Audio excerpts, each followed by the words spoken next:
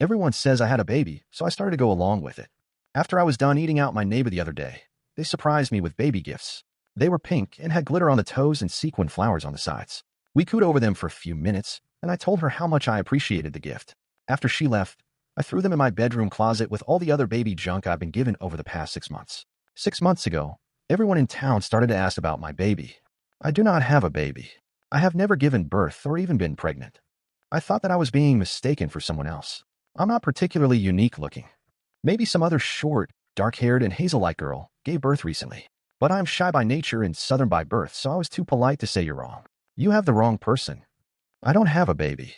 I said things like, oh, okay. Mostly because it must have been a case of mistaken identity. People brought over baby clothes, a crib, a swing that plugs into the wall and jiggles, toys and shoes and diapers. A very weird situation to be in, for sure. But then, to put it plainly, things got weirder. I was in the grocery store, and the manager, a friendly older man, came up to me and asked about my sweet little girl. He asked if she liked the different formula he had suggested and if I wanted more. I just smiled. When I got home, I found formula in my grocery bags and an almost empty can in my cabinet. I don't even remember putting it in my cart. The thing is, everyone has been so nice to me, and the situation is just so odd that I started to go along with it.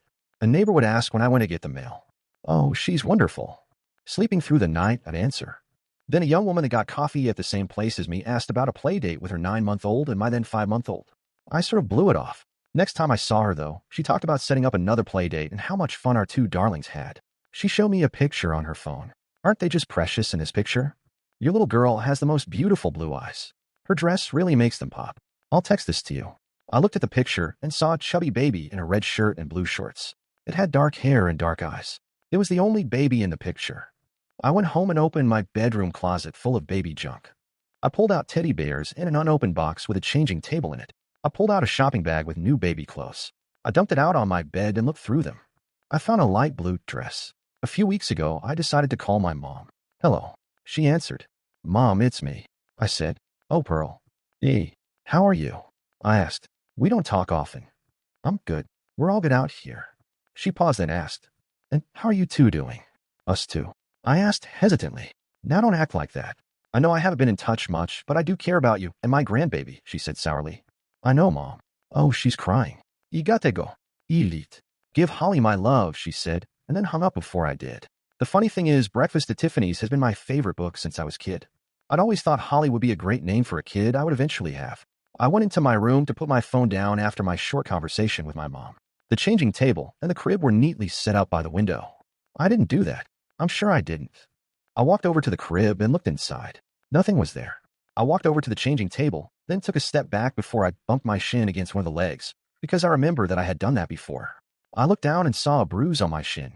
I know I hit it against the changing table, but I also know that they weren't in here before. I know it. How's Holly today? My neighbor across the street asked. We were both out grabbing our mail. She's good, happy as ever, I said. I heard her screaming up a storm when you came home last night. I'd be surprised if you were able to get her to bed at all. Once she lays down, it usually doesn't take too long. I replied. I went inside and looked through my mail. A bunch of junk, a few red envelopes. I put everything down on the kitchen counter and opened a cabinet to get out a cup.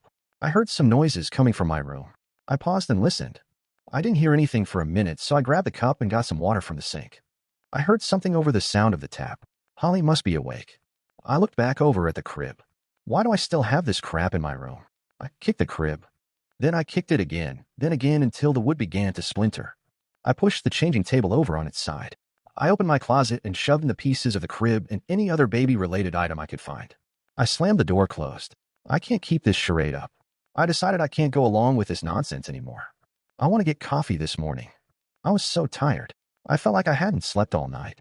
The barista smiled at me. Your kid keep you up? She asked. No, I said firmly. Her smile wavered. I sat down at a table to drink my coffee. Some woman walked up to me. She asked how I was doing, how my daughter was doing. I'm fine. I answered and left it at that. She sat down at the table, and in a hushed and concerned voice, she asked me if I was experiencing any depression. She said that new mothers often feel like this. I'm not a new mother, I said. A man came in and walked quickly up to the table. He bent down and whispered something in my ear. It didn't register at first. What?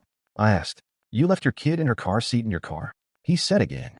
I jumped up and ran outside. I unlocked my car and opened the back seat. How can I be so stupid? How fucked up am I to leave my kid in the car? But nothing was there. No kid, no car seat. I drove home. I sat on my bed and looked through the pictures on my phone. I looked at the picture of the chubby kid in the red shirt. I stared at it. Where is she? Where is Holly? There's only one kid in this picture, but everyone else says that there are two chubs in my little Holly. Bright blue eyes, blue dress. She does look so pretty in that blue dress. I do have a bit more to write, but Holly just started to cry. I need to go check on her.